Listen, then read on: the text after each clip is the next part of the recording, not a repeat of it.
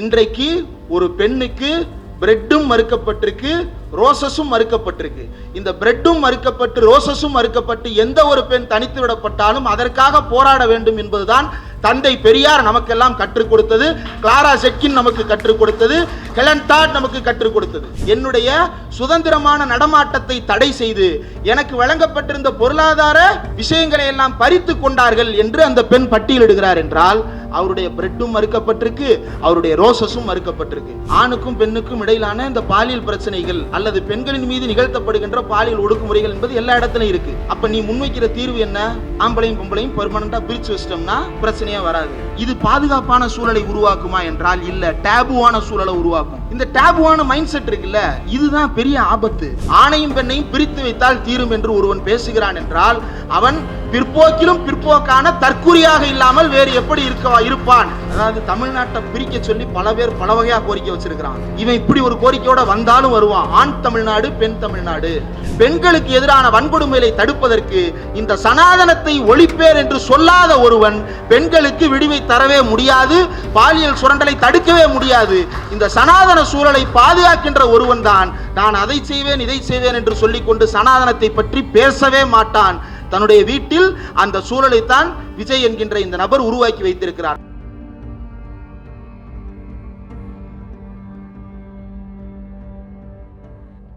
வழக்கமாக கருத்தரங்கம் நடத்துவது, பேசுவது, சங்கிகளை RSS ஆபத்துகளை அம்பலப்படுத்துவது, சீமான் வகையராக்களை தோலுரிப்பது, எது ஆபத்து எது சரி என்பதை விளக்குவது என்று கருத்தரங்கம் தானே நடத்துவீர்கள், ஏன் வாசிப்பு அப்படின்ற கேள்வி வந்ததாக சொன்னார்கள். வாசித்ததால் தான் இந்த அம்பலப்படுத்தல்கள் எல்லாம் நடந்தது. அந்த வாசிப்பை இன்னும் பலரும் தொடர்ந்து செய்து பல யூடியூப் ரூட்டர்ஸ்கள் உருவாக வேண்டும் என்பதற்காக யூடியூப் ரூட்டர்ஸ் இந்த வேலையை செய்கிறார். ஏன் அப்படின்னா ஒரு 8-9 வருஷம் இருக்கும்னு தெரியல, எனக்கு ஆண்டுகள் தெரியல. கோவிடுக்கு முன்னாடினா 6 வருஷம் முன்னாடியா, அப்போ மைனர் அந்த அளவுக்கு அறிமுகம் கிடையாது சேனல்ல. அப்போ அவர் கேமரா கூட கிடையாது, ஒரே ஒரு போன்ல தான் ரெக்கார்ட் பண்ணிட்டு இருப்பாரு. அப்போ பார்க்கும்போது முதல்ல ஆரம்பத்துல பார்க்கும்போது யாரு இந்த ஒரு இளைஞர் இப்படி தொடர்ந்து திராவிட இயக்க வீடியோக்கெல்லாம் போட்டுட்டு இருக்கிறாரு அப்படின்னு. ஏன்னா அந்த காலகட்டம் நமக்கு எல்லாருக்கும் தெரியும், இன்ஃப்ளூயன்சர் மார்க்கெட்டிங் அப்படின்றது ரொம்ப பிரபலமா இருந்த காலம். யூடியூப் ரூட்டர்ஸ் எல்லாம் வர்றதுக்கு முன்னாடி யாருதான் பொழுதுபோக்கு அரசியல் பேசுவான்னா மதன் கௌரி பேசுவாரு அப்படின்பாங்க. மதன் கௌரி பேசுவாரு, அரசியல் பேசுவாருன்னு மட்டும் சொல்லாதீங்க, மதன் கௌரி பேசுவாருன்னு வேணா சொல்லுங்கன்ற அளவுல இருக்கும். அப்ப இந்த அரசியலை, இந்த இடதுசாரி அரசியலை, இந்த திராவிட இயக்க அரசியலை, இந்த கருப்பு சட்டை அரசியலை யாரு முன்வைக்க போறா, யாரு பேசுவா அப்படின்றதெல்லாம் அவ்வப்போது யோசனைக்கு வரும். யூடியூப் ரூட்டர்ஸ் தான் முதல்ல அந்த இடத்தில் நின்று இப்படி ஒன்றை செய்ய முடியும் என்பதை நிகழ்த்தி காட்டியவர். அப்போது கூட பல முறை சந்தேகங்கள் வந்ததுண்டு. என்னன்னா, இப்படியே எவ்வளவு நாள் பேசிட்டே இருக்க முடியும்? ஒரு கட்டத்துல எல்லாத்தையும் பேசி முடிச்சிடுற மாதிரி ஆயிருமே, புதுசா பேச முடியாம போயிருமே அப்படின்லாம் ஆரம்பத்துல யோசித்தது உண்டு. ஆனா அதற்கு பிறகு அவரோடு இணைந்து பயணிக்க ஆரம்பித்தது. நான் சொன்னேன் இல்லையா, பல யூடியூப் ரூட்டர்ஸ்கள் உருவாக வேண்டும் என்பதற்காக அவர் உழைக்கிறார் அப்படின்னு. அப்படி அவரால் உருவாக்கப்பட்ட பல பேர்ல நானும் ஒருவர் அப்படின்றத நான் உறுதியாக சொல்லுவேன். ஏனென்றால் சமூக வலைதளங்களை பொறுத்தவரையில கொலாபரேஷன்றது ரொம்ப முக்கியம். நீங்க ட்விட்டரா இருக்கட்டும், இன்ஸ்டாகிராமா இருக்கட்டும், ஃபேஸ்புக் அது ஒரு வேறு வகையான ஒரு உலகம். ஆனா ட்விட்டர்லையும் இன்ஸ்டாலையும் கொலாபரேஷன் ரொம்ப முக்கியம். ஃபேஸ்புக்ல ஷேர் அந்த அளவுக்கு கை கொடுக்காது. ஆனா இன்ஸ்டாலையும் ட்விட்டர்ல ரீபோஸ்ட் அல்லது கோட் ட்வீட்ன்றது பெரிய அளவுக்கு நம்மளுக்கு ஆடியன்ஸை அப்படியே இன்டர்சேஞ்ச் பண்ணிக்கும். அப்போ அப்படி ட்விட்டருக்குள்ள வரும்போது, ஏன்னா நான்லாம் ரொம்ப ரீசெண்டா தான் ட்விட்டர்ல என்ட்ரி ஆனேன். நான் ஒரு விஷயத்த போடுறேன் அப்படின்னா அதை அவர் ஏற்கனவே போட்டிருப்பார் அல்லது என்னை விட ஆழமாக கூட தெரிந்திருக்கும். ஆனா இந்திரா இதை சொல்லி இருக்கிறாரு பாருங்க அப்படின்றத கோட் பண்ணி போடுறது இருக்குல்ல, அது அவ்வளவு சாதாரணமா நடக்காது ட்விட்டர்ல. அதை அவ்வளவு இயல்பான, எனக்குன்னு மட்டும் இல்ல, ஒரு பெரிய ஈகோ சிஸ்டம் இன்னைக்கு பில்ட் ஆயிருக்குது அப்படின்னா அந்த ஈகோ சிஸ்டத்தை உருவாக்கியதுல யூடியூப் ரூட்டர்ஸ் மைனருக்கு ஒரு பெரிய பங்கு இருக்கிறது. அதே வேலையை இப்போது அவர் வாசிப்பு தளத்திலும் செய்ய போகிறார். பல பேர் நினைக்கலாம் இவங்கெல்லாம் என்ன வாசிப்பாங்க, இவங்க பேசிக்கிட்டே தான் இருப்பாங்க அப்படின்னு நினைக்கலாம். ஒவ்வொரு முறை ஒவ்வொரு கருத்தரங்கத்திற்கு போகும்போதும் மைனர் புத்தகங்கள் எடுக்காமல் என்னை மாதிரி லாஸ்ட் மினிட்ல இப்படி புத்தகத்தை வச்சுக்கிட்டு ஷோ ஆஃப் பண்ணலனாலும் கூட அவர் எப்போதும் எந்த கூட்டத்திற்கு போனாலும் நாங்கள் ஒன்னாதான் பயணித்திருக்கிறோம். புத்தகங்கள் இல்லாமல் அவர் எந்த கூட்டத்திலும் பேசுவதற்கு மேடை ஏறியதே கிடையாது.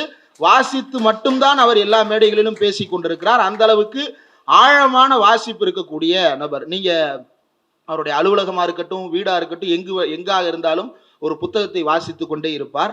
அப்போ இன்னைக்கு ஏன் அந்த வாசிப்பை ஒரு இயக்கமாக யூடியூப் ரீட்ஸ் என்று கொண்டு போக வேண்டிய தேவை இருக்கிறது அப்படின்னா, வாசிப்பது நாம் மட்டுமாக இருக்கக்கூடாது, பலரும் சேர்ந்து வாசிக்க வேண்டும். ஏன்னா இன்னைக்கு அது இல்லாம இருக்கு, இன்னைக்கு அது உடைபட்டிருக்கு. எந்த அளவுக்கு உடைபட்டிருக்கு அப்படின்னா, இன்னைக்கு என்ன நாள் அப்படின்றத நம்ம யோசிச்சு பார்க்கணும். இன்றைக்கு சர்வதேச மகளிர் தினம். உலகத்துல பல சர்வதேச தினங்கள் கொண்டாடப்படுவது உண்டு. அதுல நிறைய தினங்கள் வந்து யுனைடெட் நேஷன்ஸின் மெயின் ஆர்கனைசேஷனோ அல்லது யுனைடெட் நேஷன்ஸினுடைய கிளை அமைப்புகளோ ஏதோ ஒரு விழாவை அறிவிச்சிருப்பாங்க, அது உலக அளவில் கொண்டாடப்படும். அல்லது யாராவது ஒரு நாடு அதை இனிஷியேட் பண்ணியிருப்பாங்க. ஆனா அப்படி அல்லாமல் மற்ற தினங்களுக்கெல்லாம் இல்லாத பெருமை இந்த 2 தினங்களுக்கு உண்டு. ஒன்று மே 1 உழைப்பாளர் தினம், இன்னொன்று இந்த மார்ச் 8ஆம் தேதி சர்வதேச அளவில் நடத்தப்படுகின்ற சர்வதேச பெண்கள் தினம். ஏனென்றால் இது எல்லாம் மக்களிடமிருந்து உருவான தினங்கள், மக்களே உருவாக்கிய தினங்கள். இப்ப மார்ச் 8ஆம் தேதி என்ன பண்றாங்கன்னு ஊருக்குள்ள போய் பார்த்தோம்னா, கோல போட்டி நடத்துறான், ஓவிய போட்டி நடத்துறான். ஓவிய போட்டி கூட ஓகே, கோல போட்டி ஒரு பக்கம் கலை சார்ந்து இருக்கிறதே அப்படின்னு நீங்க யோசிக்கலாம். ஆனா இந்திய சமூகத்தில் கோலம் என்பது கலை சார்ந்ததாக அல்ல, அது பெண்ணோடு மட்டும் தொடர்புடையதாக. ஒரு ஆண் வீட்டு வாசல்னு கோலம் போடுறத நீங்க பார்க்கவே முடியாது. அவன் எப்ப பண்ண ஆரம்பிக்கிறான்னா, பொங்கல் அப்ப கூட சேர்ந்து ரங்கோலிக்கு கொஞ்சம் கலர் பூசணும்னா, இன்ஸ்டால அது ஒரு ட்ரெண்டா போனா மட்டும் ஆண் அந்த இடத்துல பிரசன்ட் ஆவானே தவிர, மற்ற இடங்கள்ல வந்து இந்த கோலம் போடுறது மாதிரியான இடங்கள்ல வந்து ஆண் உட்கார்றது கிடையாது. சமையல் ஒரு பக்கம் ஆண்கள் இப்போது அதிகமாக செய்ய ஆரம்பித்திருந்தாலும் கூட, பெரும்பாலும் எல்லா வீடுகளிலும் யார் வந்து மெயின் குக்கா இருக்கிறாங்க அப்படின்னா உமன் தான் இருக்கிறாங்க. அப்போ மீண்டும் மீண்டும், நீ எனக்கு சமைத்து கொடுத்த உணவுக்கு நன்றி அம்மா, நீ என் மீது காட்டிய பாசத்திற்கு நன்றி அம்மா, எனக்காக உன் வாழ்க்கையில் எவ்வளவு இழந்திருக்கிறாய், உன்னுடைய இன்பத்தை எல்லாவற்றையும் இழந்துவிட்டு எனக்காக செலவிட்டிருக்கிறாயே, இதற்காக கொண்டாடப்படுவதா சர்வதேச மகளிர் தினம் என்றால் இதற்காக அல்ல. சர்வதேச மகளிர் தினம் எதற்காக கொண்டாடப்படுகிறது என்றால், இதுவெல்லாம் பேசப்படவே கூடாதா என்றால், ஒரு விஷயத்தை தொடங்கும் போது ஒரு நோக்கத்தோடு தொடங்கி இருக்கும். ஆனா பிறகு பல விஷயங்களை அவங்கவுங்களுக்கு ஏற்றாப்புல நம்ம மாடிஃபை பண்ணிக்கிறது தான் மனித இயல்பு. அப்ப அப்படி அம்மாவுடைய தியாகத்தை பலரும் பேசுகிறார்கள் என்றால் அது அவர்களுடைய தனிப்பட்ட உரிமை சார்ந்தது. ஆனால் கிளாரா ஜெட்கின் 1910ஆம் ஆண்டு கோப்பன்ஹேகனில் நடந்த மாநாட்டில் சர்வதேச அளவில் பெண்களுக்காக ஒரு தினம் வேண்டும் என்று அவர் கேட்டபோது அவர் முன்வைத்த நோக்கம் என்ன என்பதை இன்றைக்கு நாம் பேச வேண்டிய தேவை இருக்கிறது. விஜய் பாதுகாவலரான் பேச வந்துட்டு ஏன் இதை பேசுறேன்னு கேட்காதீங்க, இதிலிருந்து தான் நாம் இன்றைக்கு பேச முடியும் அப்படின்னு நினைக்கிறேன். கிளாரா ஜெட்கின் பேசும்போது சர்வதேச பெண்கள் மாநாட்டில், சோசியலிச பெண்கள் மாநாட்டில் பேசும்போது அவர் தான் முதல்ல முன்வைக்கிறார் சர்வதேச அளவுல, நமக்கு சர்வதேச அளவுல பெண்கள் தினம் வேணும் அப்படின்னு சொல்லிட்டு. அப்ப கிளாரா ஜெட்கினுக்கு முன்னாடி வேற யாருமே பண்ணலையா அப்படின்னா, அதற்கு முன்னாடி ஒரு நாட்டில் இந்த பெண்கள் தினம் என்பது கொண்டாடப்பட்டது. இதே மார்ச் 8ஆம் தேதி பெண்கள் தினம் எங்கு கொண்டாடப்பட்டது என்றால் யுனைடெட் ஸ்டேட்ஸ் ஆஃப் அமெரிக்காவில் கொண்டாடப்பட்டது. எப்ப அப்படின்னா 1908ஆம் ஆண்டு வாரி சிஸ்டர்ஸ் அப்படின்றவங்க ஒரு புரொட்டஸ்ட முன்னெடுக்கிறாங்க. எதற்காக அப்படின்னா விமன் சஃப்ரேஜ் அப்படின்றதுக்காக, அதாவது பெண்களுக்கான வாக்குரிமை மற்றும் சம உரிமைகளுக்கான போராட்டத்தை அவங்க முன்னெடுக்கிறாங்க. வேலையில் இருக்கக்கூடிய பெண்களுக்கான உரிமைகளை மீட்பதற்காக அவங்க போராட்டத்தை முன்னெடுக்கிறாங்க. ஏன் அவங்க 1908 மார்ச் 8 அந்த போராட்டத்தை செய்யறாங்க அப்படின்னா, அதற்கு 51 ஆண்டுகளுக்கு முன்பு 1857ஆம் ஆண்டு மார்ச் 8ஆம் தேதி டெக்ஸ்டைல் இண்டஸ்ட்ரியில வேலை பார்க்கக்கூடிய பெண்கள் அனைவரும் அதே அமெரிக்காவில் மிகப்பெரிய போராட்டத்தையும் ஆர்ப்பாட்டத்தையும் செய்திருக்கிறார்கள். எதற்காக அப்படின்னா வாக்குரிமைக்காகவும் அவர்களுடைய மனித உரிமைகளுக்காகவும் அவர்களுடைய தொழில் உரிமைகளுக்காகவும் அவர்கள் போராடி இருக்கிறார்கள். அப்ப அதை நினைவு கூறும் வகையில வாரி சிஸ்டர்ஸ் என்ன பண்றாங்க, 1908 நடத்துறாங்க. அதற்கடுத்து 1909-10 நடக்கிற மாநாட்டில் கிளாரா ஜெட்கின் அந்த தினத்தை முன்வைத்து சர்வதேச அளவில் இதை நாம பிரபலப்படுத்தணும், பெண்களுக்கான உரிமைகளை வென்றெடுப்பதற்கான தினமாக இந்த தினத்தை நாம வைத்திருக்கணும். அப்ப பெண்களுக்கான உரிமை என்றால் எது பெண்களுக்கான உரிமை என்று பேசும்போது அவர் ரொம்ப திட்டவட்டமாக வரையறுப்பது என்னவென்றால், உழைக்கும் பெண்களினுடைய விடுதலை தான் உண்மையான பெண் விடுதலை அப்படின்றது. ஏன்னா பெண்களுக்குள்ளேயே இன்னைக்கு நம்ம பார்க்கிறோம். யூடியூப் மைனர் பேசும்போதும் சொன்னாரு, ரவுத்ரா பேசும்போதும் சொன்னாங்க. என்ன சொன்னாங்கன்னா, அந்த மாநாடு நேற்று வந்து ஒரு கருத்தரங்கமா என்ன அறிவிப்பு தினமா ஏதோ ஒன்று பண்ணாங்க தாவேக்காவில் இருந்து முடிச்சுட்டு வெளியே வரும்போது சில பெண்கள் பேசுறாங்க இல்லையா, என்ன பேசுனாங்க, ஊர்ல யாரும் வச்சிருக்காததையா எங்க அண்ணன் வச்சிருக்கிறாரு, ஊர்ல எந்த ஆம்பளையும் பண்ணாததையா எங்க அண்ணன் பண்ணிட்டாரு. அதுக்கு முன்னாடி ஒரு சின்ன குழந்தை பேசுச்சு இல்லையா, என்ன பேசுச்சு? கூட்டுறவன் 4 பேரை வச்சிருக்கிறான், குப்பை எழுறவன் 10 பேரை வச்சிருக்கிறான், காசு வச்சிருக்கிறவன் எத்தனையோ பேரை வச்சிருக்கிறான், எங்க அண்ணன் யாரை வச்சிருந்தா உனக்கு என்னன்னு பேசுறாங்க இல்லையா. இதையும் பெண்கள் தானே பேசுறாங்க.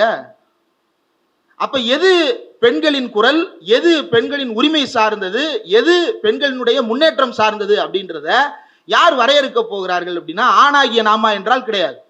அதை பெண்களே தான் வரையறுத்திருக்கிறார்கள். அந்த வகையில் தான் கிளாரா ஜெட்கின் ரொம்ப தெளிவாக சொல்லுகிறார். லிபரல் மனநிலை கொண்டவர்களாக நாம் இதை அணுகுகிறோமா? கிடையாது. அல்லது சந்தர்ப்பவாதிகளாக நாம் இதை அணுகுகிறோமா? கிடையாது. உழைக்கும் மக்களினுடைய விடுதலை குரலாக பெண்களினுடைய விடுதலை குரல் ஒலிக்கும் போதுதான் உண்மையான விடுதலையை நாம் காண முடியும்.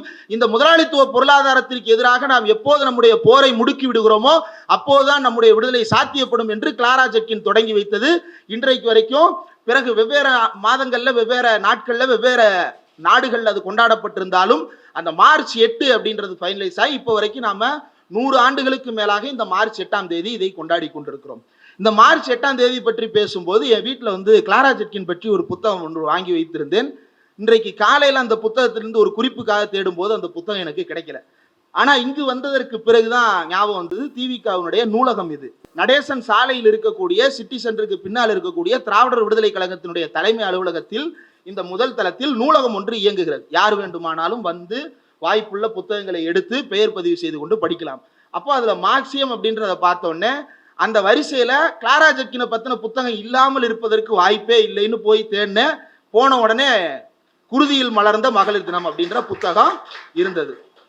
அந்த புத்தகத்துல பல்வேறு சம்பவங்கள் கிளாரா ஜெட்கின் பற்றி, ரோசா லக்சம்பர்க் பற்றி, இன்னும் பல்வேறு பெண் போராளிகளை பற்றி, பெண் விடுதலை போராளிகளை பற்றி, உரிமை போராளிகளை பற்றி, உழைக்கும் வர்க்க போராளிகளை பற்றி இந்த புத்தகம் ரொம்ப விரிவாக பதிவு செய்கிறது. கிளாராவின் நினைவில் அப்படின்னு சொல்லிட்டு இதை வெளியிட்டது புலம், திருவல்லிக்கேணியில் இருக்கக்கூடிய புலம் வெளியிட்டிருக்கிறது.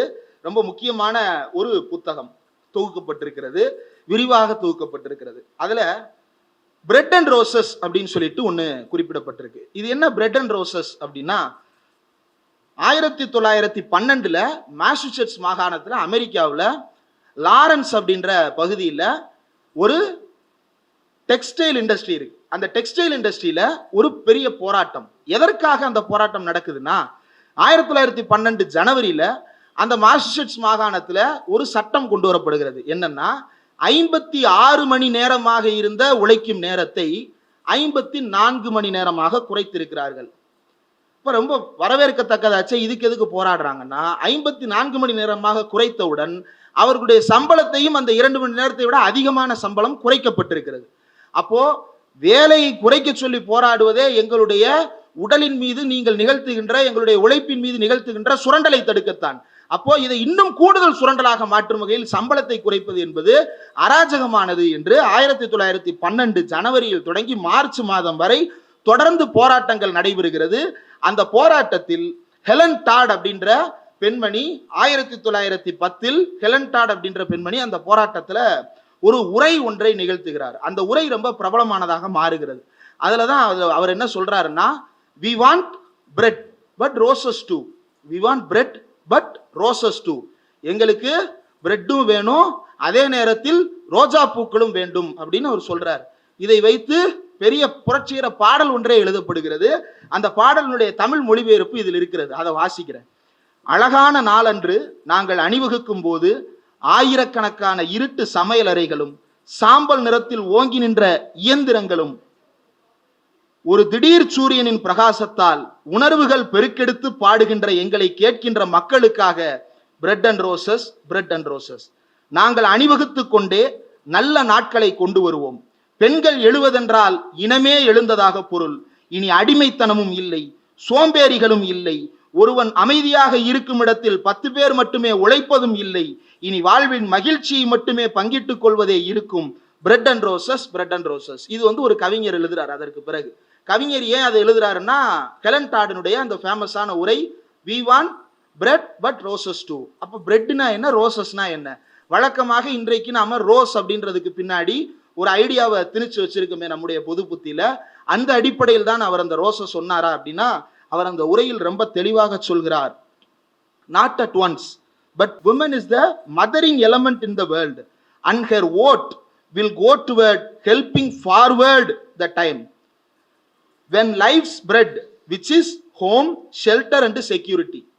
உணவு, உடை, பாதுகாப்பு இவையெல்லாம் சார்ந்தது பிரெட் அப்படின்னும், and the roses of life என்ன, music, education, nature and books shall be the heritage of every child that is born in the country இந்த என்று அந்த உரை தொடர்கிறது. அதாவது ரோசஸ் என்ற ஒரு குறிப்பிடுவது இந்த உலகில் வெறுமன உழைப்பு, உழைப்பிலிருந்து சம்பாத்தியம், சம்பாத்தியத்திலிருந்து வாழுமிடம், வாழுமிடத்திலிருந்து பாதுகாப்பு என்பது மட்டும் அல்ல. இந்த உலகத்தில் இருக்கக்கூடிய இயற்கையும் எங்களுக்கானது, இந்த உலகத்தில் இருக்கக்கூடிய இசை எங்களுக்கானது, இந்த உலகில் இருக்கும் கல்வி எங்களுக்கானது, இவையும் எங்களுக்கு வேண்டும். நாங்கள் எல்லாருக்கும் வாக்குரிமை கேட்கிறோம் என்றால், பெண்களுக்கான வாக்குரிமை கேட்கிறோம் என்றால், எங்களுடைய வேலை வாய்ப்பை பாதுகாத்துக் கொள்வதற்காக மட்டுமல்ல, எங்களுடைய உரிமையை பாதுகாத்துக் கொள்வதற்காக நாங்கள் இந்த போராட்டத்தை நடத்தி கொண்டிருக்கிறோம் என்று விமன் சஃப்ரேஜ் தொடர்பாக அவர் பேசிய அந்த உரை ரொம்ப முக்கியமானது. இந்த ஏன் இங்கே மேற்கோள் காட்டுகிறேன் என்றால், இன்றைக்கு ஒரு பெண்ணுக்கு பிரெட்டும் மறுக்கப்பட்டிருக்கு, ரோசஸும் மறுக்கப்பட்டிருக்கு. இந்த பிரெட்டும் மறுக்கப்பட்டு ரோசஸும் மறுக்கப்பட்டு எந்த ஒரு பெண் தனித்து விடப்பட்டாலும் அதற்காக போராட வேண்டும் என்பதுதான் தந்தை பெரியார் நமக்கெல்லாம் கற்றுக் கொடுத்தது, கிளாரா செட்கின் நமக்கு கற்றுக் கொடுத்தது, ஹெலன் டாட் நமக்கு கற்றுக் கொடுத்தது. இதுதான் நம்மை இயக்குகின்ற அடிப்படை. இந்த அடிப்படையில் இருந்துதான் நாம் இந்த நடிகரை விமர்சிக்கின்றோம். நீ என்ன செய்து கொண்டிருக்கிறாய், இந்த நாட்டுக்கு என்ன முன்னுதாரணத்தை காட்டிக் கொண்டிருக்கிறார் என்பதை நாம் இந்த இடத்திலிருந்து தான் கேள்வி கேட்கிறோமே தவிர, அவர் யாரோடு தொடர்பு வைத்திருக்கிறார் என்பதிலிருந்தோ, அவர் யாருடன் வெளியுலகில் பிரவேசிக்கிறார் என்பதிலிருந்தோ நாம் இந்த விவகாரத்தை அணுக வேண்டியது இல்லை. உடனே சிலர் கேள்வி கேட்பார்கள், இது அவருடைய தனிப்பட்ட விவகாரம், அவர் இந்த நடிகையோட போனதை வச்சு இவ்வளவு பேசணுமா அப்படின்லாம் கேட்குறாங்க. இப்போ அதற்கு தான் நாம் இந்த பதில் சொல்றோம். அந்த மனைவி 2 மனு தாக்கல் செஞ்சிருக்கிறாங்க நீதிமன்றத்தில் அந்த நடிகருக்கு எதிராக.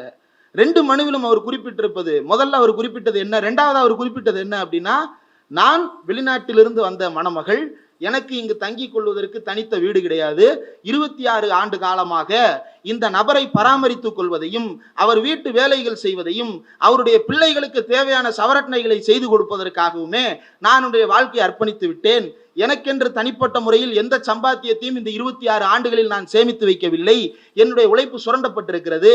நான் இப்போது பிரிவு கேட்கிறேன். இந்த பிரிவு வரை, இந்த பிரிவு எனக்கு வழங்கப்படுகின்ற வரை நான் இப்போது இருக்கக்கூடிய வீட்டிலேயே வசித்துக் கொள்வதற்கான உரிமை எனக்கு மறுக்கப்படுகிறது என்று கோர்ட்டின் படி ஏறி நிற்கிறார். அதற்கு முன்பு அவர் என்ன மனு தாக்கல் செய்திருந்தார், அந்த வீட்டில் எனக்கு வாழுவதற்குண்டான சூழல் பறிக்கப்பட்டிருக்கிறது. அவர் ரொம்ப தெளிவாக சொல்லி இருக்கிறார், படிப்படியாக எனக்கு வழங்கப்பட்ட உரிமைகள் அனைத்தையும் முடக்கிவிட்டு என்னுடைய சுதந்திரமான நடமாட்டத்தை தடை செய்து எனக்கு வழங்கப்பட்டிருந்த பொருளாதார விஷயங்களை எல்லாம் பறித்து கொண்டார்கள் என்று அந்த பெண் பட்டியலிடுகிறார் என்றால், அவருடைய பிரெட்டும் மறுக்கப்பட்டிருக்கு, அவருடைய ரோசஸும் மறுக்கப்பட்டிருக்கு. அப்ப சங்கீதாவுக்கு மறுக்கப்பட்ட பிரெட்டுக்காகவும் ரோசஸுக்காகவும் பேசுவது நம் எல்லோருக்கும் கடமை.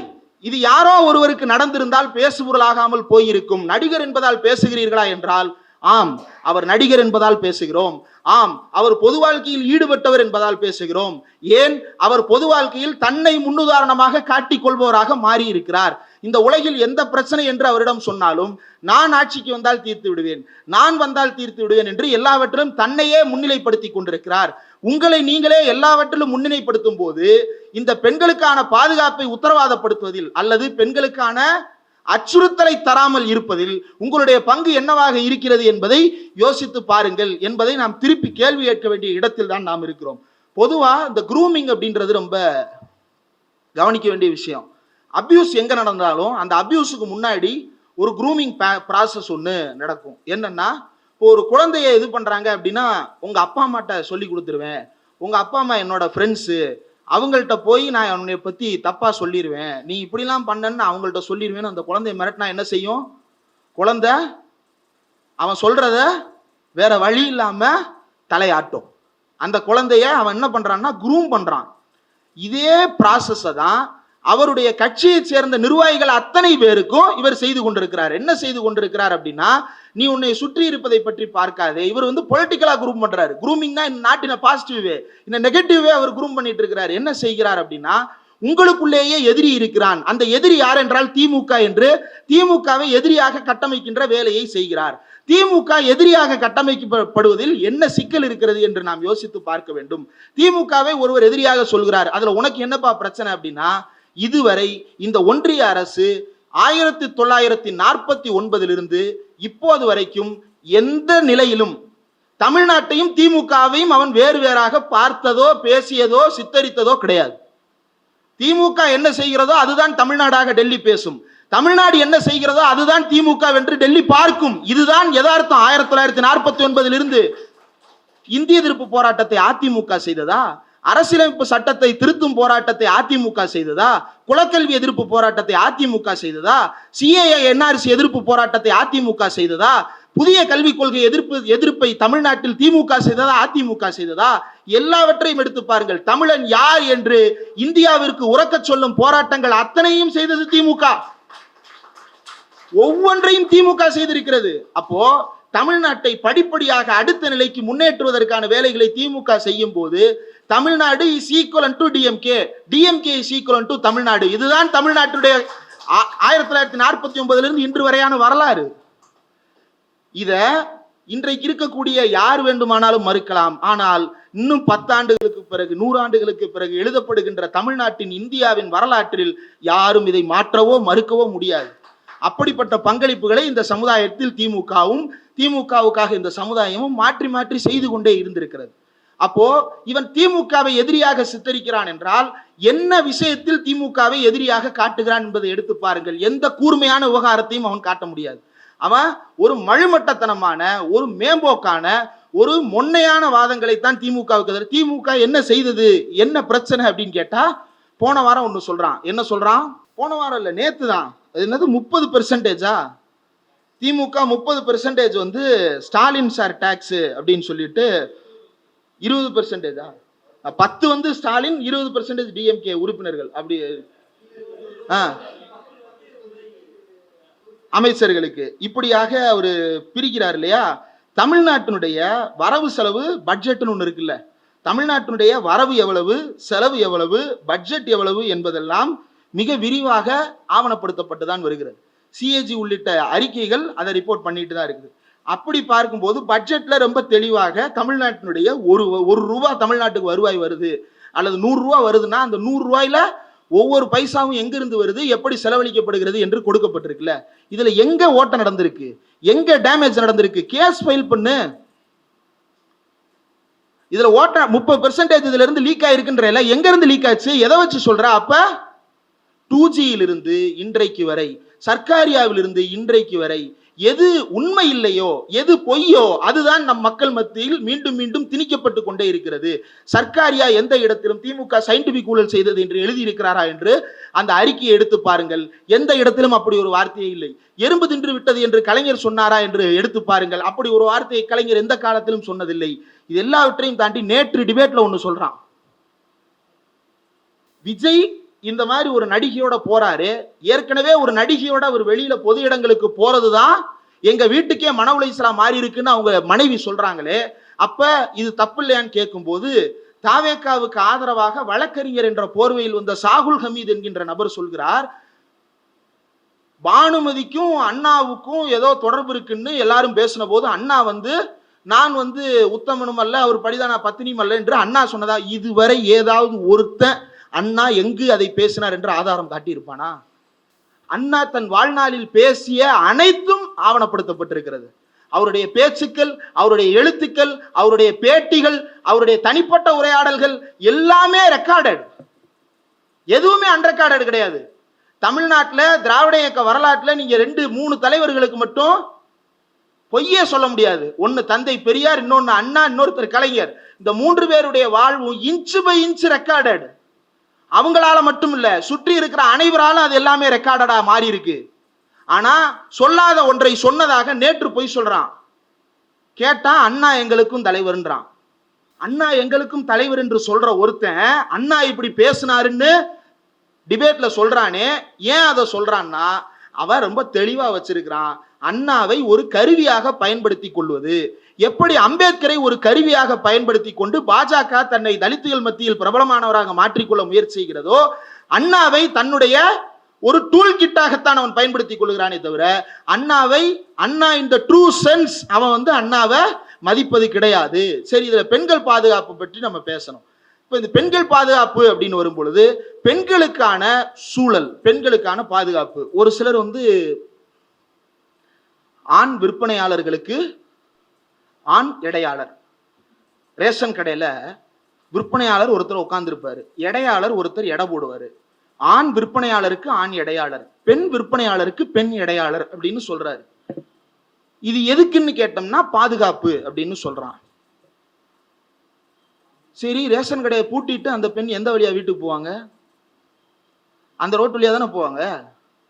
அங்க ஆம்பளையே இருக்க மாட்டானா? அப்ப அதை என்ன செய்வ? இதை நம்ம கேட்ட உடனே நம்ம என்ன கேட்கிறோம்? ரேஷன் கடையில ஏன்பா இப்படி ஆண் பெண்ன்றதை ரெண்டா பிரிக்கிற? என்ன அடிப்படையில? வேலை வாய்ப்பு அல்லது வேலை சூழல்ல ஒரு மாற்றத்தை நிகழ்த்துறோம்னா அதுக்கு ஒரு பேஸ் இருக்கணும்ல, ஒரு டேட்டா இருக்கணும்ல, அல்லது ஏதோ ஒரு அடிப்படை இருக்கணும்ல, ஒரு தியரி இருக்கணும்ல, ஒரு பிராக்டிஸ் இருக்கணும்ல. எதுவுமே இல்லாம ஆண் விற்பனையாளருக்கு ஆண் எடையாளர், பெண் விற்பனையாளருக்கு பெண் எடையாளர்ன்ற ஒன்ன சொல்றியே ஏன் அப்படின்னு கேட்டா, அவன் நேத்து ஒருத்தன் ட்வீட் போட்டிருக்கிறான். என்ன தெரியுமா? 2 ரேஷன் கடை இன்சிடென்ட் எடுத்துக்கிட்டு, இங்க பார், ஒரு ரேஷன் கடையில பொருள் வாங்க வந்த சிறுமியை அந்த ரேஷன் கடை விற்பனையாளர் இப்படி செய்து விட்டார், இன்னொன்னு ரேஷன் கடை விற்பனையாளர் ஒருவர் எடையாளரை இப்படி பண்ணிட்டாரு அப்படின்னு 2 டேட்டாவை எடுத்து போடுறான். தமிழ்நாட்டில் இருக்கக்கூடிய இல்ல, இந்தியா முழுக்க இருக்கக்கூடிய எல்லா பணியிடங்கள்லையுமே ஆணுக்கும் பெண்ணுக்கும் இடையிலான இந்த பாலியல் பிரச்சனைகள் அல்லது பெண்களின் மீது நிகழ்த்தப்படுகின்ற பாலியல் ஒடுக்குமுறைகள் என்பது எல்லா இடத்துலையும் இருக்கு. அப்ப நீ முன்வைக்கிற தீர்வு என்ன? ஆம்பளையும் பொம்பளையும் பெர்மனண்டா பிரிச்சு வச்சிட்டோம்னா பிரச்சனையே வராது. இது பாதுகாப்பான சூழலை உருவாக்குமா என்றால் இல்ல, டேபுவான சூழலை உருவாக்கும்.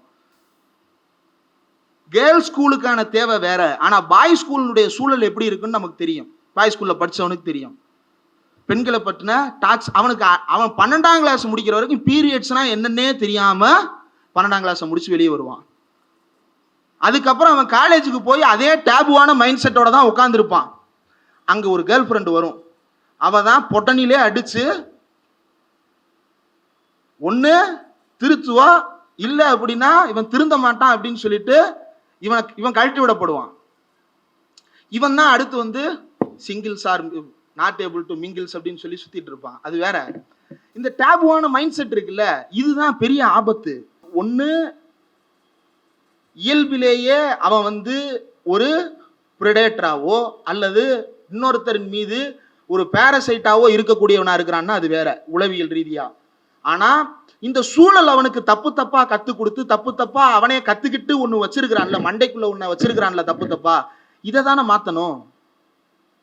அதனாலதான் பெண் உரிமைக்காக போராடுகின்ற அத்தனை பேரும் ஆரம்ப கல்வி முதல் ஆராய்ச்சி கல்வி வரை நாம் பாலின சமத்துவத்தை கற்பிக்க வேண்டும் என்பதை திரும்ப திரும்ப குரலாக வைக்கிறாங்க.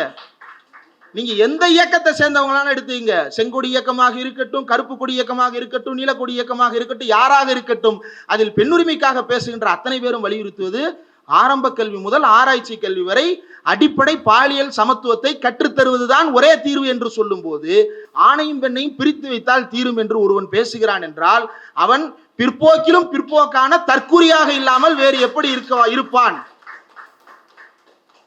இதைதானே நாம கேட்கிறோம். அப்ப அவ ஒரு அபியூசரா இருக்கிறது மட்டும் இல்லாம சுத்தி இருக்கிற எல்லாரையும் அபியூசராவே அவன் நினைச்சிட்டு இருக்கிறான். நம்முடைய அம்மாக்கள் அரசு அலுவலகங்கள்ல ஆண்களோட வேலை பார்க்கறாங்க, நம்முடைய அப்பாக்கள் அரசு அலுவலகங்கள்ல பெண்களோட வேலை பார்க்கறாங்க. நம்முடைய அம்மாக்கள் எல்லாம் அபியூஸ் ஆயிட்டாங்களா அல்லது அப்பாக்கள் எல்லாம் அபியூஸ் பண்ணிட்டே இருக்கிறாங்களா? அப்ப ஆங்காங்கே நடக்கக்கூடிய அல்லது பரவலாக இப்படி ஒன்று நடக்கிறது என்றால் அதை களைவதற்கு தான் சிசிடிவி மாதிரியான விஷயங்களை பேசுறோம். அவன் பேசுனதுலே ஒரே உருப்படியான விஷயம் சிசிடிவி வைப்பேன், லைட்டு போடுவேன்னு சொன்னது. வாழ்த்துக்கள். ஆனா அந்த சிசிடிவி வைக்கிற பர்பஸும் லைட்டு போடுற பர்பஸும் நீ இப்படி ரெண்டா பிரிச்சு வச்சுட்டேன்னா அப்புறதுக்கு சிசிடிவி அப்புறதுக்கு லைட்டு. தமிழ்நாட்டுக்கு நடுவுல ஒரு என்ன படங்க, சம்சாரம் அது மின்சாரமா, அந்த மாதிரி ஒரு கோடை போட்டு ஒரு பக்கம், அதாவது தமிழ்நாட்டை பிரிக்க சொல்லி பல பேர் பல வகையா கோரிக்கை வச்சிருக்கிறான். இவன் இப்படி ஒரு கோரிக்கையோட வந்தாலும் வருவான், ஆண் தமிழ்நாடு பெண் தமிழ்நாடு. அதுக்குள்ள நான் போல, அவங்களே கூட்டு வருவாங்க. நம்ம அதுக்குள்ள அவங்கள கொம்பு சீவி விட்டுற வேண்டாம், பெண் சிஎம் அப்படின்னு சொல்லி அவன் அதை விரும்புறான். நம்ம அப்படி ஒண்ணு பேசணும், நம்ம அதை நார்மலைஸ்டா மாத்தணும். பென்சிஎம்க்கு நம்ம எதிரானவர்களா இல்ல, அவன் ஒன்ன கொண்டு வரணும்னு நினைக்கிறான்ல, அதுக்கு நம்ம என்னன்றதை சூதானமா கண்காணிக்க வேண்டும். அப்போ நீங்க இந்த மேட்டர் எடுங்க, இது பெண்களுக்கான பாதுகாப்பை உத்தரவாதப்படுத்துமா?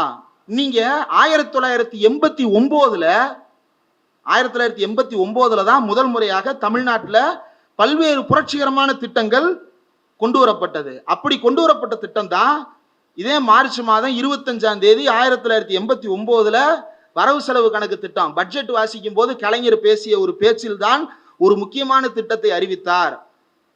மகளிரின் கல்வி வளர்ச்சிக்கு ஊக்கம் தரும் நோக்கத்தோடு, அண்டர்லைன், மகளிரின் கல்வி வளர்ச்சிக்கு ஊக்கம் தருகின்ற நோக்கத்தோடு மூவலூர் ராமாமிர்தம் அம்மையாரின் பெயரில் 8ஆம் வகுப்போ அல்லது அதற்கு மேற்பட்ட தகுதியோ பெற்றிருப்பவர்களுக்கு 5000 ரூபாய் திருமணத்தின் போது வழங்கப்படும் அப்படின்னு அறிவித்தார். எதற்காக? சமுதாயம் பொம்பளை பிள்ளைக்கு கல்யாணம் பண்ணி வைக்கணும்ன்றதையே அடிப்படையா வச்சுன்னு இருக்குது. அப்ப அந்த பொம்பளை பிள்ளைக்கு அவன் கல்யாணமும் பண்ணி வைக்கணும், அதை படிக்கவும் வைக்கணும். அப்படின்னா எப்படி படிக்க வைக்கிறது? 8ஆம் வகுப்பு படிச்சா நான் 5000 ரூபாய் தரேன் அப்படின்னு அறிவிக்கிறாங்க. அது அந்த கலைஞர் ஆரம்பிக்கிற முதல் வரியே இதுதான், மகளிர் கல்வி வளர்ச்சிக்கு ஊக்கம் தர. அந்த திட்டத்தினுடைய ஃபர்ஸ்ட் லைன் இதுதான். அதற்கு பிறகு 1996 அந்த 5000 10,000 மாத்துறாரு. அதுக்கப்புறம் 2006 அந்த 10,000 15,000 மாத்தப்படுது. 2008 15,000 20,000 மாத்துறாரு. ஒரே பீரியட்ல 2006 to 2011 அது 20,000 மாறிடுது. அதற்கு பிறகு 2016 25,000 மாறுது. இதுக்கு நடுவுல ஜெயலலிதா 4 கிராம் தங்கத்தை இன்க்ளூட் பண்றாங்க. இந்த தங்கம் உள்ள வரும்போது தான் அந்த திட்டத்தினுடைய நோக்கம் ஸ்பிளிட் ஆகுது, நோக்கம் மாறல. ஜெயலலிதாவும் ரொம்ப தெளிவா என்ன சொல்றாங்கன்னா, கல்வி வளர்ச்சியை இன்னும் ஊக்குவிப்பதற்காக 4 கிராம் தங்கம் தர்றேன், அதுல டிகிரி முடிச்சாங்கன்னா 50,000 ரூபாய் தர்றேன்னு அறிவிக்கிறாங்க ஜெயலலிதா.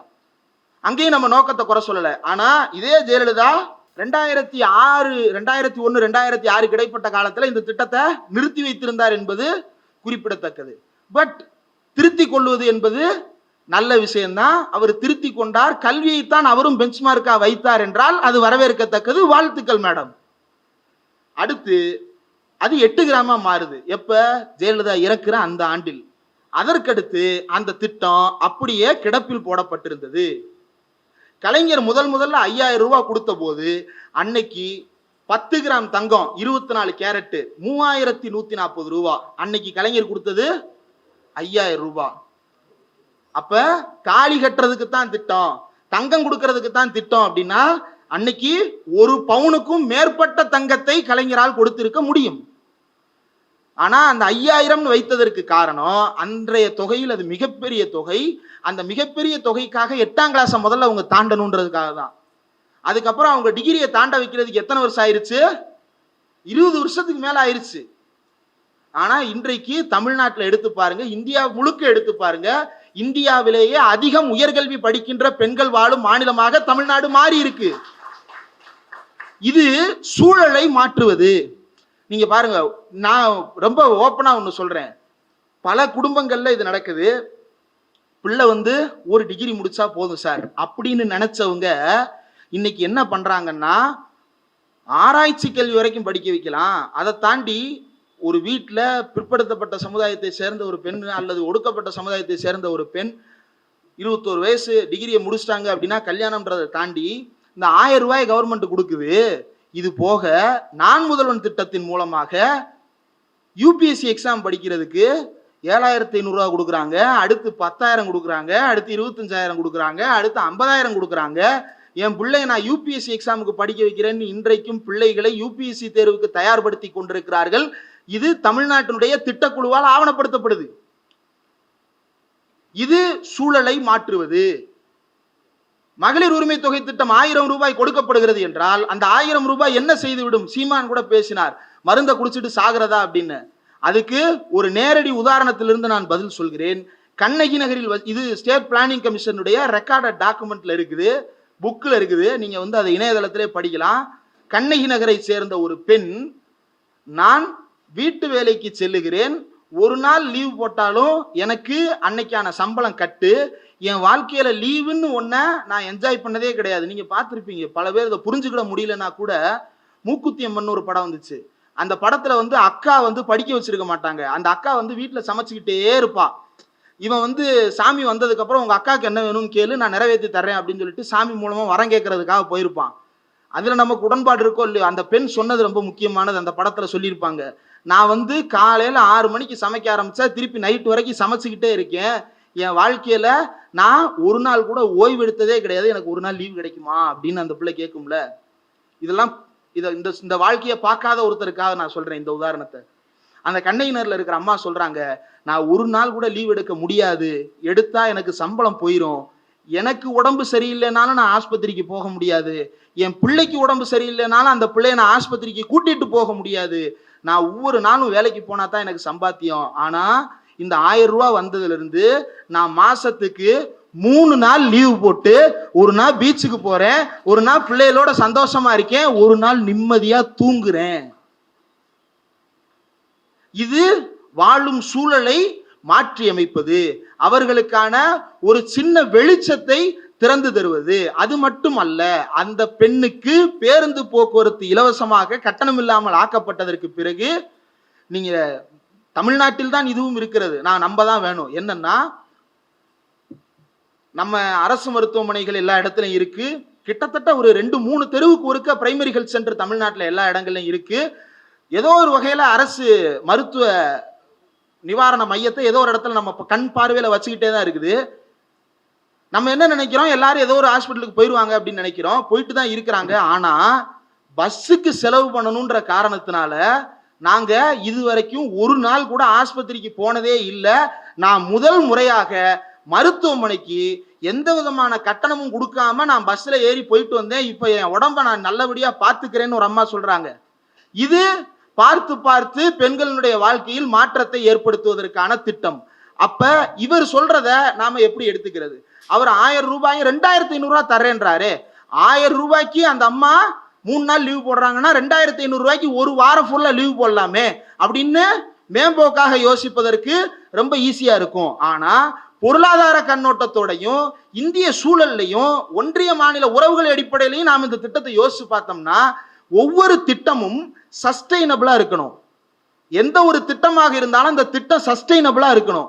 அதே போல எந்த ஒரு நிறுவனமாக இருந்தாலும் அது செல்ஃப் ரிலையண்டா இருக்கணும்.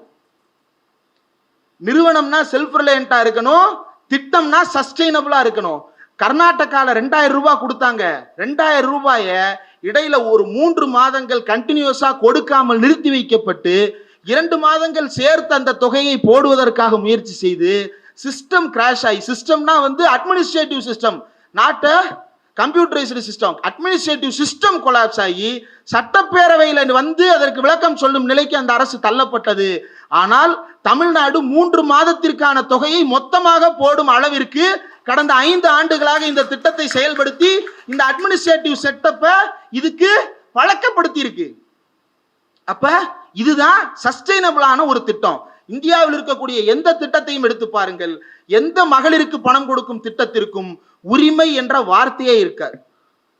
இந்த கலைஞர் மகளிர் உரிமை திட்டம் இருக்குல்ல, இது எங்கிருந்து வந்தது அப்படின்னா 1989 கலைஞர் மகளிர் திட்டம் அப்படின்னு ஒன்று அறிவிக்கிறார். அதுதான் இந்தியாவிலேயே முதன்முறையாக மகளிருக்கான சுய உதவி குழுக்களை உருவாக்குவதற்காக கலைஞர் வடிவமைத்த திட்டம். அந்த மகளிர் சுய உதவி குழுக்களினுடைய ஒட்டுமொத்த திட்டத்தின் பெயர் மகளிர் திட்டம். அந்த மகளிர் திட்டத்தை விரிவுபடுத்துவதுதான் கலைஞர் மகளிர் உரிமை திட்டம். ஸ்டாலின் அதில் சேர்த்த வார்த்தை உரிமை. ஆனா இவர் என்ன சேர்க்கிறாருன்னா, அன்னபூரணி சிலிண்டருக்கு நீ சிலிண்டர் கொடு, ஆனா சிலிண்டரை யார் நிறுத்தினா? நீ இலவச சிலிண்டர் கொடுக்கிற அளவுக்கு உன்னைய தள்ளியது யார்? அதை பேச இல்ல, நான் அதை பேச மாட்டேன், நான் கன்ஸ்ட்ரக்டிவா மட்டும்தான் பேசுவேன். அப்ப அவன் புடுங்குறத பூரா நீ கொடுத்துருவியா? அவன் என்ன புடுங்கினாலும் நீ கொடுத்துருவ. இப்ப நாளைக்கு வந்து நீட்டை விட கொடூரமான ஒரு தேர்வை வச்சு மருத்துவரே ஆக முடியாத நிலை வச்சிட்டான்னா எல்லாருக்கும் வீட்டுக்கு ஒரு டாக்டர் பட்டம் அறிவிச்சிருவியா? நீ டாக்டர் பட்டம் வாங்கின மாதிரி நாங்க டாக்டர் பட்டம் வாங்கி வைத்தியம் பார்க்க முடியுமா? அப்ப அறிவோட யோசிக்கணும். எந்த திட்டமாக இருந்தாலும் சஸ்டைனபிளா இருக்கணும். உத்தரப்பிரதேசத்துல காசு கொடுக்குறான், மத்திய பிரதேசத்துல காசு கொடுக்குறான், மகாராஷ்டிரால காசு கொடுக்குறான், கொடுத்த காசை திருப்பி கொடுன்னு கேட்கிறான். ஏன்டா திருப்பி கொடுக்கணும்னா, அரசு அதிகாரிகளுக்கு 1000 ரூபாய் கொடுத்து இந்த திட்டத்துல தங்களை என்ரோல் பண்ணிக்கிறாங்களாம். தமிழ்நாடு மாநிலம் முழுக்க தொடக்கத்தில் சேர்க்கும் போதே சரியான அளவீடுகளோடு மக்களை சேர்ப்பதற்கு காரணம் தமிழ்நாடு மக்களை தமிழ்நாடு அரசு லிட்ரேட்டாக வைத்திருப்பது, அடிப்படையில் அவர்களுக்கு இந்த விஷயங்களை கொண்டு போய் சேர்க்கின்ற அளவுக்கு தமிழ்நாட்டினுடைய கட்டமைப்பு சரியாக இருப்பது. இந்த இது ரொம்ப அவசியமானது. இந்த அடிப்படை கட்டமைப்பு இல்லாத மாநிலங்களால் இந்த திட்டங்களை உருப்படியாக செயல்படுத்தவே முடிவதில்லை. அன்னபூரணி சூப்பர் 6 திட்டம், இதுல அன்னபூரணின்ற வார்த்தையை ஏன் வச்ச விளக்குவியா? ஸ்டாலின் சொல்றாருல, கலைஞர் மகளிர் உரிமை திட்டம், 4 வார்த்தைக்கு விளக்கம் சொல்லுவார் அவரு. ஏன் கலைஞர் பெயரில் இதை நடத்துகிறோம், ஏன் மகளிருக்காக இதை செய்கிறோம், ஏன் உரிமையின் பெயரில் இதை செய்கிறோம், எல்லாத்துக்கும் அவர் விளக்கம் சொல்லி இருக்கிறார். ஒவ்வொரு திட்டத்தை அறிவிக்கும் போது நான் முதல்வன்னா முதலமைச்சராக போறீங்களா? இல்ல, ஐ எம் த லீடர் அப்படின்றதுதான் அதனுடைய பொருள். விளக்கம் சொல்றாரு. அன்னபூரணி சூப்பர் 6 விளக்கம் சொல்லு பார்ப்போம். அப்ப பெண்களின் முன்னேற்றத்திற்கான திட்டம் என்று பெயரளவில் சொல்லிக் கொண்டிருந்தாலும் சிலர் கேட்கலாம், விஜய் இதை சொல்கிறார் என்பதால் எதிர்க்கிறீர்களா? வேறு யாராவது திமுகவே இதை செய்யலாம் இல்லையா அப்படின்னு சிலர் கேட்கலாம்.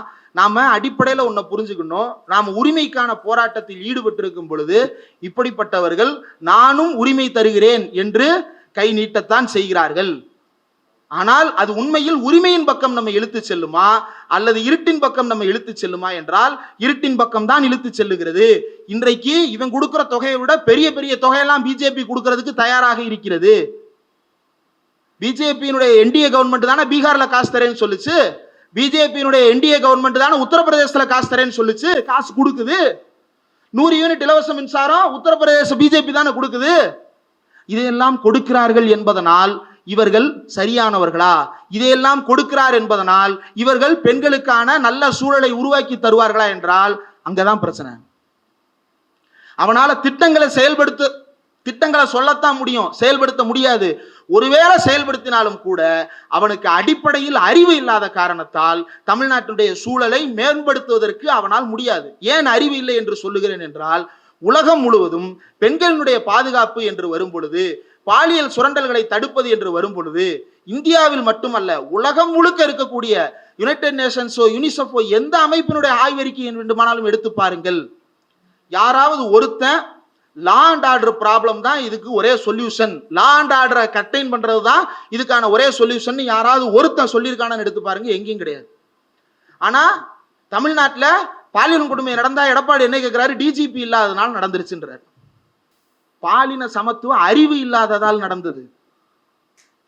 அந்த சமத்துவத்தை பேசுகின்ற எதிர்க்கட்சிகள் இல்லாததால் நடப்பது, அந்த சமத்துவத்தை பேசுகின்ற கல்வி இல்லாததால் நடக்கிறது, அந்த சமத்துவத்தை பேசுகின்ற இலக்கியம் இல்லாததால் நடக்கிறது. நம்முடைய இலக்கணங்களோ இலக்கியங்களோ புராணங்களோ இதிகாசங்களோ எப்படிப்பட்டதாக இருக்கிறது? தந்தை பெரியார் அதைத்தான் மீண்டும் மீண்டும் வலியுறுத்தி சொன்னார். ஆணைமுத்து அவர்கள் திராவிடியன் இயர்ஸ்ல ஒரு மேற்கோள் போட்டிருந்தாங்க. ஆணைமுத்து அவர்களுடைய வால்யூம் 2ல பெரியார் சொன்ன ஒரு மேற்கோளை அந்த இதுல மேற்கோள் காட்டியிருக்கிறாங்க. என்னன்னா, ஆங்கிலம் என்பது அறிவை கொடுத்தது. எப்படி அறிவை கொடுத்தது அப்படின்னா, அதுதான் ஆங்கிலத்தின் மூலமாகத்தான் நாங்க டெமோக்ரஸின்னு ஒண்ணு இங்க வந்து தெரிஞ்சுக்கிட்டோம், சோசியலிசம்னு ஒண்ணு தெரிஞ்சுக்கிட்டோம். அப்ப சனாதனத்துக்கு நோ சொல்லி சோசியலிசத்துக்கு எஸ் சொல்றதுக்கு இந்த இங்கிலீஷ் மூலமா தான் எங்களுக்கு அறிவு வந்துச்சு. மொனார்ச்சி வேணான்னு சொல்லி டெமோக்ரஸி வேணும்னு சொல்றதுக்கு இந்த இங்கிலீஷ் மூலமா தான் எங்களுக்கு வந்துச்சு. அந்த இங்கிலீஷை நல்லா தான் படிச்சு மனுஷன் முன்னேறட்டுமேன்னு பெரியார் சொன்னார். இன்னைக்கும் திட்டங்களுக்கு இங்கிலீஷ் நேம் நாம கேட்கறதுக்கு காரணம் தமிழை தவிர்க்க வேண்டும் என்பதற்காக அல்ல. பெரியார் தமிழின் மீது கடுமையாக விமர்சனங்களை முன்வைத்தார். தமிழை நாம் அறிவியல் மொழியாக வைத்திருக்கிறோமா என்ற கேள்வியை எழுப்பினார். அறிவியல் மொழியாக இல்லாத ஒன்று, ஆணுக்கும் பெண்ணுக்கும் சமமான வார்த்தை இல்லாத ஒரு மொழி எப்படி சரியான மொழியாக இருக்க முடியும்? ஆங்கிலத்தை தகவமைச்சோம் இல்லையா, என்னன்னு வச்சோம்? சேர்மேன் இருந்துச்சு, அடுத்து சேர் உமன் போட்டோமா? இல்ல, ரெண்டையும் கட் பண்ணு, சேர் பெர்சன் பொது வார்த்தையாக மாற்ற முடியுது இல்ல. அப்ப தமிழ்ல அப்படியான மாற்றங்களை செய்ய முடியுமான்னா, கலைஞர் அதை செய்வதற்கான முயற்சிகளை தொடங்கினார். இன்றைக்கு நாம் தமிழ்ல அறிவியலை படிக்கிறோம், பொறியியலை படிக்கிறோம். தமிழ்ல இன்றைக்கும் பால் புதுமை சொற்களை கலைக்களஞ்சியமாக உருவாக்கி முதலமைச்சர் ஸ்டாலின் வெளியிட்டு வைக்கிறார். பெரியார் வச்ச கிரிட்டிசிசத்தினால மொழியை தூக்கி போடல தமிழ, அந்த கிரிட்டிசிசத்துக்கு எப்படி தமிழை சரியாக தகவமைக்க வைப்பது என்பதை பற்றி யோசித்தான். அப்ப ஏன் மொழியை மாத்தணும்? பெண் விடுதலை பேசும்போது ஏன் மொழியை பற்றி பேச வேண்டும் என்றால், அதுதான் ரொம்ப சாதாரணமா தமிழை வந்து வசையவே பெண்ணுக்கு எதிரான வார்த்தைகளை, பெண்ணின் வார்த்தைகளை மட்டும்தானே வசையாகவே பயன்படுத்த சூழல் இருக்கு. அப்ப இதை சாதாரணமாக மாற்ற முடியுமா என்றால் அடிப்படையிலிருந்து மாற்றங்கள் நிகழ வேண்டும். நல்ல இலக்கியங்களை கொண்டு வந்து சேர்க்க வேண்டும். மகாபாரதம் கற்பிக்கப்பட்ட இடத்தில் சிலப்பதிகாரத்தை வைத்து மாற்ற வேண்டி இருக்கிறது. ஏன்? மகாபாரதத்துல ஒரு பெண்ணுக்காக என்னென்னவெல்லாம் செய்ய வேண்டும் என்று சொல்லிக் கொண்டிருக்கிறான். இங்கே ஒரு பெண் என்னென்னவெல்லாம் செய்தால் தெரியுமா என்று சிலப்பதிகாரத்தை தூக்கி நிறுத்தியதற்கான காரணம் இந்த பண்பாட்டு மாற்றத்தை உருவாக்குவதற்காகத்தான். இப்படி அடிப்படையில் ஏன் திருக்குறளை சொல்லிக் கொடுக்கிறோம்? ஏன் அடிப்படையில் திருக்குறளை எல்லா இடங்களிலும் கற்றுக் கொடுத்து கொண்டே இருக்கிறோம்? அது திருக்குறளை காமத்துப்பால் சொல்லிக் கொடுக்கிறோமா? நீத்தார் பெருமையை சொல்லிக் கொடுக்கிறோமா? அறிவை சொல்லிக் கொடுக்கிறோம், சமத்துவத்தை சொல்லிக் கொடுக்கிறோம், பிறப்புக்கும் எல்லா உயிர்க்கும் என்ற தத்துவத்தை சொல்லிக் கொடுக்கிறோம். இந்த அடிப்படையில் தான் சமுதாயத்தில் மாற்றங்களை கொஞ்சம் கொஞ்சமாக திராவிட இயக்கம் நிகழ்த்தி கொண்டிருக்கிறது. ஆனால் இந்த மாற்றங்களை எல்லாம் ஏதோ மேம்போக்காக சில திட்டங்களை அறிவிச்சிட்டோம்னா இதெல்லாம் மாறிடும்னு ஒருத்தன் பேசுறான்னா அது ஆபத்தானது. அப்படி பெரியார் படத்தை வச்சிருக்கான்றதுக்காக ஓகே சொல்லணும் அப்படின்னா பெரியார் படத்தை வச்சுட்டு சாதி சங்கம் கூட நடத்துறான். அவனுக்கு என்ன சொல்றது? அப்ப அம்பேத்கர் பேரை வச்சிருக்கிற எல்லாரும் ஏத்துக்கணும்னா பாஜக காரன் தான் அம்பேத்கருக்கு பெரிய பெரிய சிலை வச்சிருக்கிறான். ஏத்துக்கிட முடியுமா? அப்போ நல்ல திட்டங்களை பேசுகிறார் என்பதற்காக மட்டும் ஒருவரை ஆதரிக்க முடியாது. நல்ல தலைவர்களின் படங்களை வைத்திருக்கிறார் என்பதால் மட்டும் ஆதரிக்க முடியாது. நல்ல அறிவு வைத்திருக்கிறானா இல்லையா என்பதை பார்த்துத்தான் ஒருவரை ஆதரிக்க முடியும்.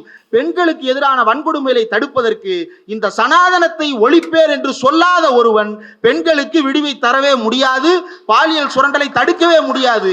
இந்த சனாதன சூழலை பாதுகாக்கின்ற ஒருவன் தான் நான் அதை செய்வேன் இதை செய்வேன் என்று சொல்லிக்கொண்டு சனாதனத்தை பற்றி பேசவே மாட்டான். தன்னுடைய வீட்டில் அந்த சூழலைத்தான் விஜய் என்கின்ற இந்த நபர் உருவாக்கி வைத்திருக்கிறார். ஆக விஜயை பற்றி பேசுவது என்பது அது அவருடைய தனிப்பட்ட விவகாரத்தை பற்றி பேசுவது என்பது அல்ல. அது இந்த தமிழ்நாட்டில், இந்த இந்தியாவில், இந்த உலகத்தில் நாம் ஒவ்வொன்றையும் கொண்டாடுகிறோம், ஒவ்வொன்றை தவிர்க்கிறோம் என்றால் ஏன் தவிர்த்தோம், ஏன் கொண்டாடினோம் என்பதையெல்லாம் யோசித்து ஆராய்ந்து தெளிவாக தமிழன் எடுக்க வேண்டிய முடிவு இந்த நடிகர்களை ஓட ஓட விரட்ட வேண்டும் என்பதுதான். அதற்கு ஒரே ஒரு உதாரணத்தை சொல்லி முடிக்கிறேன். நிகழ்ச்சிக்கு வருவதற்கான தயாரிப்பு பணிகளில் ஈடுபட்டிருந்த போது ஒரே ஒரு சட்டமன்ற குறிப்பை பார்க்க நேர்ந்தது. அது என்னவென்றால், பெண்களுக்கு சொத்தில் சம உரிமை என்கின்ற சட்டம் தமிழ்நாட்டில் இயற்றப்பட்டது இல்லையா? 1989 மே மாதம் 6ஆம் நாள் அந்த சட்டம் சட்டப்பேரவையில் நிறைவேற்றப்பட்டது. அந்த விவாதம் நடைபெற்ற போது தோழர் பாப்பா உமாநாத், கம்யூனிஸ்ட் கட்சி உறுப்பினர், சட்டப்பேரவையில் பேசுகிறார். என்ன பேசுகிறார் என்றால், கலைஞர் கொண்டு வந்த இந்த திட்டத்திற்கு நன்றி சொல்லி பேசுகிறார். அன்றைக்கு காங்கிரஸ்காரர்கள் என்ன பேசினார்கள் என்றால், அதாவது பெண்களுக்கு காசை பிரிச்சு கொடுத்துடலாம், நகையை பிரிச்சு கொடுத்துடலாம், நிலத்தை பிரிச்சு கொடுக்கறது சரி வராதுங்க. ஏங்க சரி வராது? ஏன்னா அப்பா ஊர்ல விவசாயம் பண்ணுவார், மக அடுத்து அந்த ஊர்ல விவசாயம் பண்ணுவான், பொண்ணு வேற ஊருக்கு போயிருமே, அந்த நிலத்தை வச்சு அந்த பிள்ளை என்ன பண்ண போகுது? அது சரி வராதுங்க. அதனால மக்கள் கருத்து கேட்போம் அப்படின்னு சொல்லிட்டு சொல்லும்போது பாப்பா உமாநாத் அவர்கள் தெளிவாக நின்று பதிலடி கொடுத்தார். என்னன்னா, சரி, பொம்பளை பிள்ளை வேற ஊருக்கு போகுது, உன் மையன் நாளைக்கு படிச்சு முடிச்சுட்டு வேற வேலைக்கே போக மாட்டானா, அல்லது ஊருக்குள்ள உனக்கு சவராட்டம் பண்ணிக்கிட்டே உட்காந்துருப்பானா? அப்ப வெளியூருக்கு போன மகன்களுடைய நிலத்தை பூரா அரசாங்கத்திட்ட திருப்பி ஒப்படைச்சிருவியா? என்ன மாதிரியான மனநிலை என்ற பேச்சு இது என்று பேசும்போது அவர் ஒன்று சொன்னாரு. இதே கோரிக்கையை, பெண்களுக்கு சொத்தில் சம உரிமை அளிக்கின்ற கோரிக்கையை முன்னாள் முதலமைச்சர், அதிமுகவின் முன்னாள் பொதுச் செயலாளர், ஏன்னா அப்ப மறைந்து விட்டார், எம்ஜி ராமச்சந்திரன் அவர்களிடம் வைத்த போது அவர் கடைசி வரை இப்படி ஒரு சட்டத்தை, சட்ட முன்வடிவை கொண்டு வருவதற்கான எந்த முயற்சியும் எடுக்கவில்லை. ஆனால் ஆட்சிக்கு வந்த மாத்திரத்தில், முன்வடிவை கொண்டு வந்து மாத்திரத்தில் இந்த சட்டத்தை உடனடியாக நிறைவேற்றுவதற்கான முனைப்பை கலைஞர் இன்றைக்கு பேரவையில் வைத்து இந்த சட்டத்தை நிறைவேற்றி இருக்கிறார். தாய்க்குளமே தாய்க்குளமே என்று சினிமாவில் வேஷம் போட்டதெல்லாம் வேஷம்தானா? நான் வருத்தத்தோடு கேட்கிறேன் எம்ஜி ராமச்சந்திரனின் நண்பர்களே, இதெல்லாம் வேஷம்தானா என்று பாப்பா உமாநாத் கேட்டார். ஏன் அதை செய்ய முடியாது? அவர் நல்லா சோறு போட்டாருன்றாங்க. யாருக்கு சோறு போட்டாரு? வீட்டுக்கு பார்க்க வந்தவங்களுக்கு சோறு போட்டாரு. சத்துணவு திட்டம் அது காமராஜரே போட்டு போயிட்டாரு. ஆனா எம்ஜிஆருக்கு அந்த விஷயத்துல கான்ட்ரிபியூஷன் இருக்கானா? இருக்கு. எம்ஜிஆர் சோறு போடுறதுல, சத்துணவு திட்டத்துல குறிப்பிடத்தக்க அளவுல அதை சிஸ்டமைஸ் பண்றதுல ஒர்க் பண்ணியிருக்கிறானா? பண்ணியிருக்கிறாரு. அதெல்லாம் நம்ம மறுக்கல. ஆனா பெண்களுக்கு சம உரிமை என்று பெரியாரியத்தை பேசும்போது எம்ஜி ராமச்சந்திரன் எப்படிப்பட்ட நபராக இருந்தார் என்றால், வாயை மூடிக்கொண்டு அமைதியாக இருந்தார். இதுதான் இந்த நடிகரும் செய்ய போறது. இன்னைக்கு அவருடைய வீட்டு விவகாரத்துல வாயை திறந்து பேசலையே. அவருடைய எத்தனை திருமண உறவுகள் இப்படி பிரிந்திருக்கிறது? யாராவது இப்படி பேசாமல் மௌனமாக இருந்திருக்கிறார்களா? கண்ணியமாக பிரிந்து சென்றார்கள். தனுஷ் கண்ணியமாக பிரிந்து சென்றார். ராமராஜன் கண்ணியமாக பிரிந்து சென்றார். ஜிவி பிரகாஷ் கண்ணியமாக பிரிந்து சென்றார். இன்னைக்கும் professionally they are doing good. இன்னொரு 1 மணி நேரம் பேசுவேன், பரவாயில்லையா? அப்படி நாம் கவனமாக இருக்க வேண்டியது இந்த போலிகளிடம்தான். தாய்க்குலமே தாய்க்குலமே என்று பேசுபவன் எல்லோரும் தாய்க்குலத்திற்கு வேலை பார்க்க மாட்டான். உண்மையில் சிந்தனை தெளிவு உள்ள ஒருவன் தான் பெண்களுக்காக வேலை பார்ப்பான். அந்த சிந்தனை தெளிவு கொண்ட இயக்கமாக திமுக இருக்கிறது என்பதால் அதை ஆதரிக்கிறோமே தவிர, இந்த சிந்தனை தெளிவு இல்லை என்பதால் உன்னை ஓட ஓட விரட்ட பார்க்கிறோமே தவிர, உனக்கு எனக்கு எந்த வாக்கிய வரப்பு தகராறும் கிடையாது. ஆக மீண்டும் மீண்டும் பெண்களை சொத்தோடு சம்பந்தப்படுத்துபவனாக விஜய் மாறுகிறார். என்னடா இப்பதான் சொத்துரிமையை பத்தி பேசுனா சொத்தோட சம்பந்தப்படுத்துற பத்தி பேசுறீன்னு. பெண்களுக்கு சொத்தில் சம உரிமை கொடுப்பது அவங்க அப்பா அம்மா சம்பாதிச்சதுல இருந்து அவங்களுக்கான உரிமை. ஆனா சொத்து இருந்தாதான் பெண்ணுக்கு மரியாதை என்ற பார்வை இன்னொரு பக்கம். அதுதான் வரதட்சணை கொடுமை. நீங்க ஆரம்ப காலத்துல கிளாரா ஜெட்கின் பேசும்போது தான் சொன்னாங்க. எங்க 1910 இந்த கோப்பன்ஹேகன் மாநாட்டில் இதே தான் சொன்னாங்க. என்னன்னு, ஆஸ்திரியாவில் பெண்களுக்கு ஓட்டுரிமை இருக்கு, கனடாவில் இருக்கு, ஈரோப்பாவில் பல நாடுகளில் இருக்கிறது. ஆனால் சொத்து வைத்திருக்கும் பெண்களுக்கு தான் வாக்குரிமை என்று இருக்கிறது. சொத்து இல்லாவிட்டால் பெண் ஒன்றுமற்றவளா? அவளுடைய உழைப்பு, அவள் இந்த நாட்டில் வாழ்வதற்கான பிழைப்பு எதற்கும் மதிப்பில்லையா என்பதுதான் கேட்டது. அதுதான் அதனுடைய எக்ஸ்டென்ஷன் தான். இந்தியாவிலே அப்படிதான் இருந்துச்சு. சொத்திருப்பவர்களுக்கு தான் ஓட்டு என்பதுதான் இருந்தது. அதற்கு பிறகு யூனிவர்சல் அடல்ட் சஃப்ரேஜ்ன்றதை வச்சதுக்கு பிறகுதானே 21 வயது நிரம்பி அனைவருக்கும் ஓட்டு, அதுக்கப்புறம் 18 வயது நிரம்பி அனைவருக்கும் ஓட்டு என்றெல்லாம் நாம் பரிணமித்து வந்திருக்கிறோம். இன்றைக்கும் சொத்து இருந்தாதான் பெண்ணுக்கு மதிப்பு என்கின்ற புத்தி தான் நான் உனக்கு 8 கிராம் தங்கம் தர்றேன்னு. சொத்தெல்லாம் பிரச்சனை இல்லம்மா, பூர்வீக சொத்து இருந்தா இருக்கட்டும், இல்லைன்னா உனக்கு கல்விதான் மிகப்பெரிய சொத்து என்று கல்வியை தருவதற்காக புதுமை பெண் திட்டம் செயல்படுத்தப்படுகிறது, நான் முதல்வன் திட்டம் செயல்படுத்தப்படுகிறது. ஆக நாம விழுமியங்கள் உயர்ந்த விழுமியங்களாக மாற்றியமைத்துக் கொண்டு முன்னேறிய சமூகமாக போகும்போது மீண்டும் மீண்டும் நம்மை பிற்போக்கோடு கட்டி போடுவதற்கு அதிமுக என்று எம்ஜிஆரின் பெயரால் வருவார்கள், தாவேகா என்று இந்த நடிகர் விஜயின் பெயரால் வருவார்கள். விஜய் செத்தாலும் இன்னும் எதிர்காலத்தில் யாரோ ஒரு நடிகரின் பெயரால் நம்மை முகாம் போடுவதற்கு வருவார்கள். ஆனால் தமிழர்கள் மீண்டும் மீண்டும் ஏமாறுவதற்கு தயாராக இல்லை என்பதை ஏற்கனவே ரஜினிகாந்த் மேட்டர்லயே காட்டிட்டோம். வேண்டாம் தம்பி, வரட்டும், பார்ப்போம். நல்ல நிகழ்ச்சியை ஏற்பாடு செய்த தோழர்களுக்கு நன்றி. உரையாடலில் பேசுவோம்.